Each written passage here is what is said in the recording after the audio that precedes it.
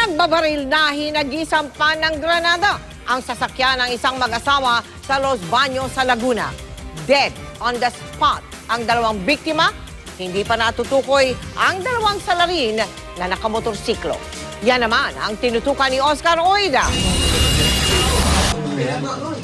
Kitang-kita sa cellphone video na ito kung paano nilalamon ng apoy ang isang itim na Toyota Avanza sa Kanluran Street, Barangay Bayog, Los Baños, Laguna. Hanggang sa dumating na ang mga bumbero. Nang maapula ang apoy, tumambad ang dalawang sunog na katawan ng tao na nasa loob ng sasakyan. Ayon sa saksi, alas 6:15 ng umaga kanina, nakaparada sa lugar ang mga biktima nang lapitan at paputukan ng dalawang armadong lalaki. Nakita ko na lang yung na nagpapaputok yung binabaril yung sasakyan. Oo, dire-diretso yung putok niya. Siguro maraming putok eh. Siguro naubos yung sa magazine.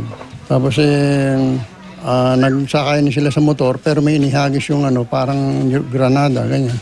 Basa ang pagtatanong, may mga nakakita naman sa nangyaring krimen pero dahil sa pagkataranta at bilis ng pangyayari, di na nila mukhaan pa ang mga salarin. Sa mga na-recover na pasaporte, ID at papeles sa nasunog na sasakyan, kinilala ang mga biktimang ang mag-asawang sina Lizelle Morales at Merlito Morales.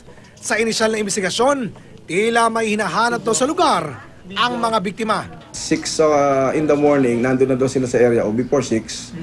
So nagpapabalik-balik, actually nagpaaraw pa daw yung biktimang babae. Then nagtanong pa sa ibang witness na kung ano yung pangalan ng lugar. Paniwala pa ng mga otoridad, posibleng may katransaksyon ang mga ito base na rin sa mga nabawing sunog na bugkos ng pera sa loob ng sasakyan na tinatayang aabot sa 100,000 piso. Sa tanong kung bakit kailangan pang hagisan ng granada matapos magbumarilin, ang suspetsa ng mga pulis. Ang purpose ng granada na ganyan ay hindi lang masiguradong patay, kundi maano rin yung mga ebidensya like yung cellphone na ginamit. Duda naman ang mga kamag-anak ng mga biktima. Posibleng kagalit na mag-asawa ang nasa likod ng krimen. Hindi po natin masabi yung mga taong naiinggit kasi may mga taong ganun. Hindi natin alam. Inggit? Marang mga inggit po. Oscar Oida, nakatutok, 24 oras.